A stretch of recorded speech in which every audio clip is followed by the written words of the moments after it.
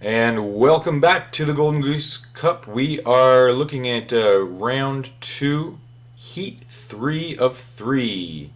In the first season of the Golden Goose Cup, there's our matchups: Persia, Norway, Cree, Zulu, Berber, Tibet, Australia, Korea, Iceland, and Flanders, the last group of 10 in our top 30. Starting off, Canberra and Australia up in the far tundra corner, so that'll be something a little out of the elements for them. Berber over near the middle, Norway and Persia down on the left-hand side of this strange gangly fractal map, and Tibet on a very thin strip of land, similar to how Dido was situated in the first round.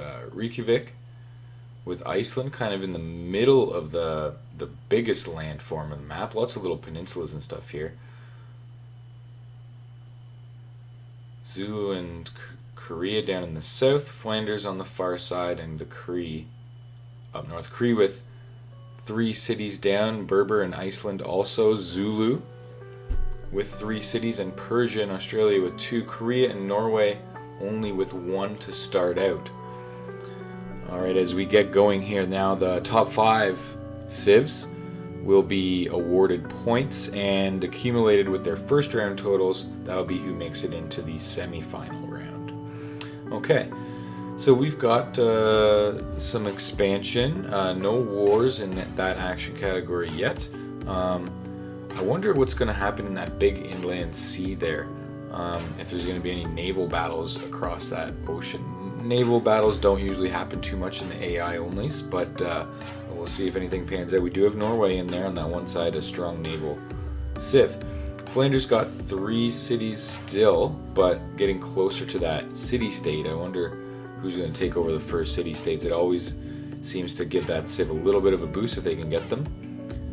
Norway still with only 1 city, as Persia gets their third down.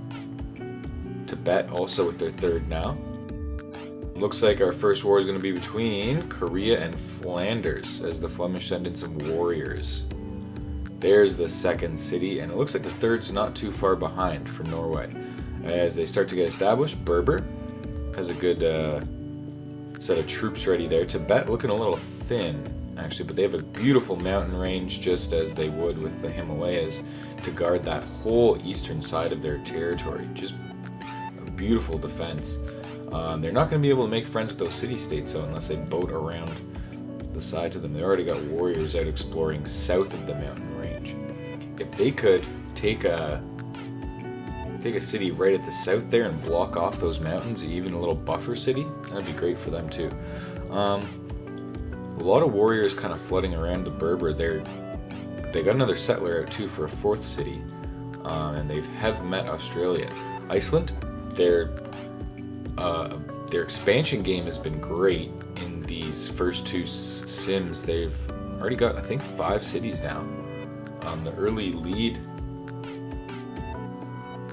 leaders there, you see Cree and Zulu and Tibet, who has managed to take over the newly founded Berber city of Bejaia. Alright, Australia now attacking the other side of Berber. Kenchella taking on damage. Australia looking to get aggressive early. They could have a lot of territory if they were able to take out Berbers. That would be big news for them, as they got a lot of tundra to command. Geelong down there by Norway is under attack though, so they might lose one early. That city-state not really helping out either side. Tibet ended up taking that city, but it's not going to hold. Cree's now at war with Iceland right away. Well, that was bound to happen, as Iceland expanded south instead of north. They have a lot of free territory up to the north though, but they haven't gone after it yet. Fez now belongs to Tibet, and oh my goodness, that's it. The Berbers are out as Australia takes their last city, and that was short-lived. 69 turns, and see you later. So our first civ's out already, and let's see how everyone else is doing that's not at war. They didn't end up going to war, the Korean and the Flemish, so they're still just amassing their troops, getting ready for a move. For them, they're right beside each other, 210 and 188, their scores. But they got some border game going on there. Granada was taken over by Korea. Dark Ages and Golden Ages there highlighted. Pause it if you want to check it out. But we are going to keep rolling. Sirta not going to hold for Australia. It looks like Tibet's going to get it too, and Australia is back to 3 cities. So easy come, easy go for the Aussies, as they have to be careful now as Norway expands rapidly as well. Tibet, look at that winding white snake on the info map there, just looking to devour Australia next. All right, Iceland looking strong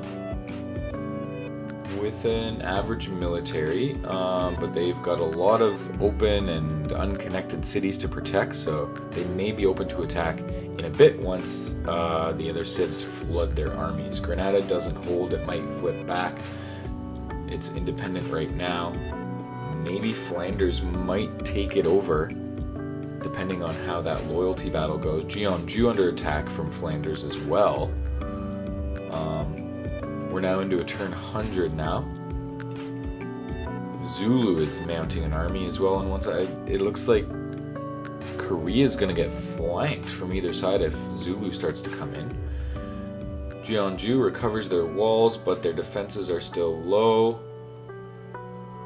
The Korea's right above them too. They just are kind of getting shrouded by everyone. Oh, Sydney has gone to Norway. Wow, a bold move by the Norwegians, and that naval fleet, that strong naval fleet of theirs, just putting Australia down to 2 civs, and they look like they could be the next ones to go. Korea has 4 cities. They may be able to survive if they take this, even though Jeonju is flipped. Iceland now attacking Korea. They just cannot catch a break. The Koreans managed to stay out of everyone's business for now. But I'm just waiting for Zulu to unleash his huge army. He's got like more than double anyone, pretty much. There's your policies passed. Grievances for Detsan. So no one wants to bet warring anymore. Those warmongering monks, I guess. Dartseo Dio, and another city down in the south from Tibet. They've managed to get right up to the next border, Zulu and Iceland. They're going to be hounding them down later. I'm looking forward to this Tibet-Zulu war. 3 religions for Poundmaker, as the Cree remain peaceful and religious. And if anyone is from Canada, the Cree's territory looks exactly like Lake Simcoe if you're from Ontario, which is where I'm from. So that's pretty cool too. Alright, Norway. It's looking healthy, but they've kind of lost that city back to independent, and it does go to Australia. So Sydney is back in Australian hands, and someone looking to settle up in that tundra. It looks like Cree might be taking some of those Arctic islands. Brisbane under attack from the city-state, and they just put it down. That would be heartbreaking if, and it looks like Brisbane just gone. As you know, the city-state raises instead of takes over, and they came all the way down from Dodona. Wow, a long-distance city-state raid against Australia. No one wants them to succeed in this one. I'm not even going to try and pronounce that city that's under attack. Samarkand city-state, however, that's a little bit easier to say. They are taking on damage too, but the Zulus' 3 northern cities that they decided to put up there, I don't know if they're going to be able to hold them loyalty-wise or military-wise, as it's right in the middle of Icelandic and city-state territory. Tibet, though, they don't care. They'll take a city-state out in the middle of nowhere and make it part of their ever-expanding empire. And it looks like the Flemish have made it all the way down to the far left side of the map, so they crossed their ocean, and they've settled on one of Norway's southern islands. Korea's still holding strong. Oh, they just lost a city, so they're not getting attacked right now, but Samarkand goes to Tibet. Well done. Tibet is just gonna turn this whole map white. Just unstoppable. Thingvelur, they've absorbed. I think that was from loyalty, not military. And, oh yeah, Cyrus is in this game too. Just wandering his military. No really to fight there. He's friends with Norway, so no wars for him to wage till he gets off that peninsula. We were going to talk about, yes, here we go, the city loyalty issue from Korea. They've lost 2 more. They actually only have their capital left, and it's under attack from Flanders. This is just a tragedy from Korea. They probably had some high hopes down there. A pretty good spot. They only had 3 angles to get attacked from. They weren't surrounded by anyone, and they had lots of room to expand. But I think the game changer was Iceland and their southern expansion, as your 3 leaders there are Tibet, Cree, and Flanders, with Norway in 4th. As the last Korean city falls, and that does it for the Korean Civ, as Poundmaker declares war on Iceland. Now the biggest army's Tibet, as Zulu's troops go down a little bit, as well as they've been taking on some battles. Iceland and Tibet, Zulu all warring each other up in the central north part of the map. Flanders puts another island down on the far side, so if they can start to chip their way up from the bottom, they could get a lot of territory from both sides of the map. And look at all those Korean spoils. Australia is still with 4 cities, not being able to expand anymore. They haven't taken advantage of that free tundra space up there. I imagine Tibet might. I don't know if that's one of their terrain preferences because they're an alpine civ, but they should be taking. Well, Australia takes one of them, as I was looking at the map there. And look at that, a thriving colony of Arctic cities for the Cree. Well done. For them, that's what they need to survive, because they've ran out of territory. Iceland really surprised me by southern expanding and leaving all that land up there for, I guess, Tibet and the Zulus to come and take. Same top 4. Iceland is in 5th, and Zulu and Cyrus not far behind. Cyrus is going to have to get off his peninsula too if he wants to make any moves. Wow, Dark Ages for all those civs, and I think Flanders was the only one that got the Golden Age. I don't know so many Dark Ages here. Maybe everyone has been focused on military and didn't fill in any of the other golds. I like this massive war zone right in the middle of the map though. Flanders is even up in there, got tanks in the middle of nowhere, and another high Arctic settlement from the Zulu this time. They're taking all the space they can get and taking advantage of that empty tundra because they need to. Alright, look at this. The religions are split between Shaka and Poundmaker for anyone they've converted. Again, religious victories don't seem to happen too much. We've got Harold and Ingolfer with 14 diplomatic victory points. Of course, no military, no science victory, highlighted in this round, this whole round of 3 matches, of 3 heats. That's randomly chosen every round, and we'll let you know what the conditions will be for the next round, the semifinals. Our detailed stats right there. Early going, you see Norway managing to do all this without a religion at all. So they're doing quite well. Dark Ages for Australia and Iceland, Golden Ages for everyone else, and even Prime Ages for pretty much everyone else except Australia. Death Robots, here we come. The Flemish invade Iceland, and this is going to be a great. I did not predict this even to be a border, but Flemish and Iceland after Korea's been killed off. Big disappointment for them, but now it's on. The big guys get to play. Tanks and robots surround Chuncheon, and I imagine that's going to be a Flanders city before long. Australia has put up another few cities in their region, if you look at that top left part of the map. But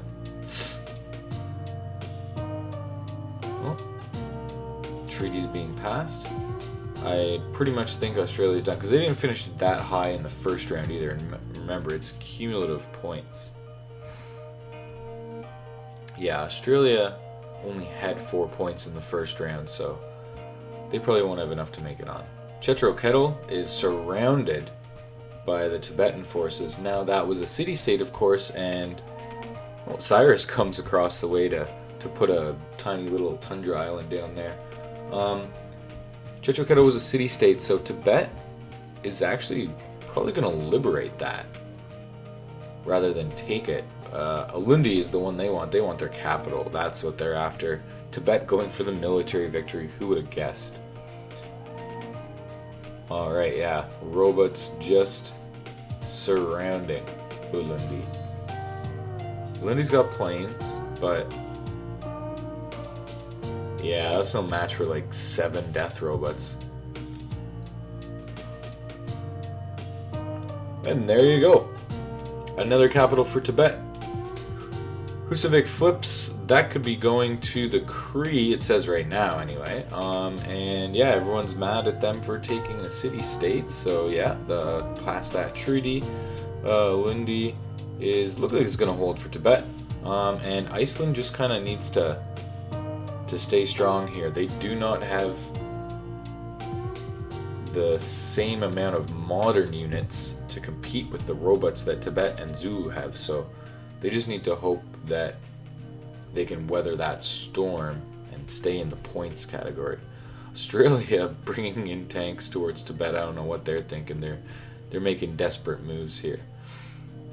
Alright, yeah, Shaka is only 2 points from the diplomatic win, so the Dark Horse Zulu could take it as their territory starts to disappear.